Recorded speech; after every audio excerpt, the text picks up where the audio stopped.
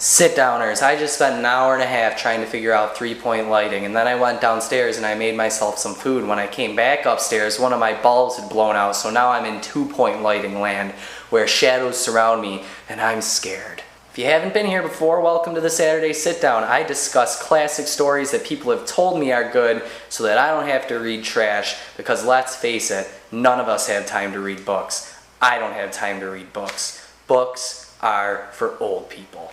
J.D. Salinger, 9 stories. That's what I picked up this week. I read the 9 stories. I liked the 9 stories. Salinger was very good at writing dialogue.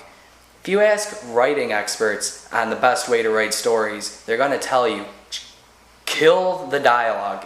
Get rid of all dialogue.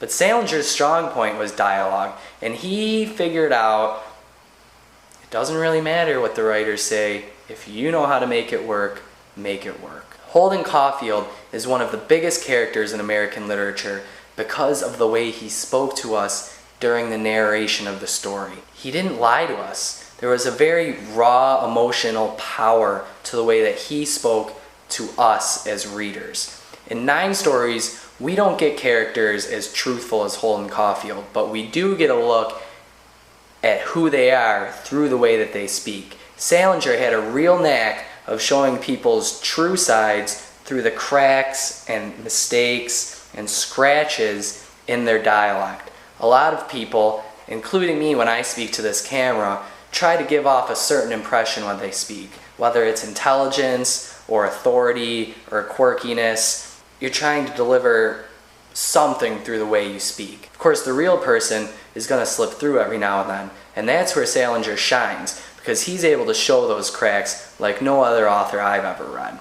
I think it's pretty well known for people that have heard of 9 stories before that the first story, A Perfect Day for Banana Fish, and the last story, Teddy, are probably the best out of the bunch. And they offer a lot of similarities. I think the main question here is the thin line between insanity and brilliance.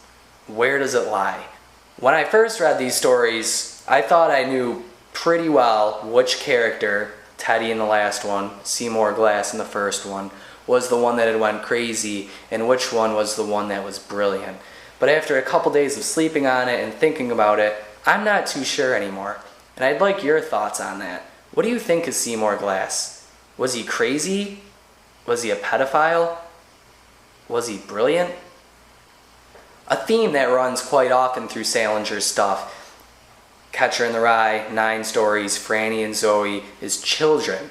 Salinger had a real knack for depicting truths through children, innocence for the most part, and adults trying to get back to that starting point. I think you see that in all 9 stories here.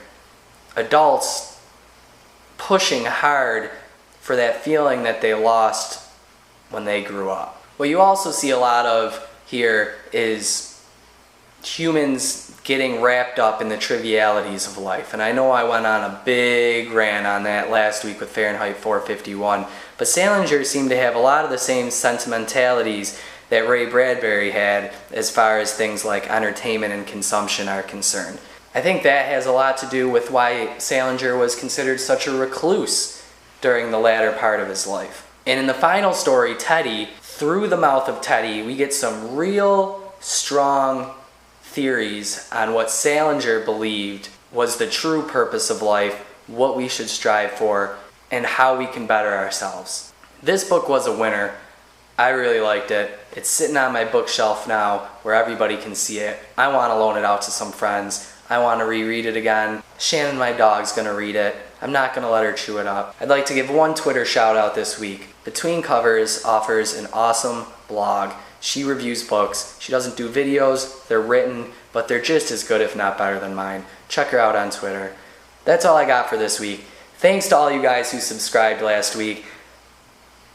I know the needle drop brought a lot of you, and I really appreciate your support, and I hope I can offer a service that's even half of what that guy does. Tune in next week. Not sure which book I'm going to review yet, but if you follow me on Twitter or Tumblr, you'll know by Sunday.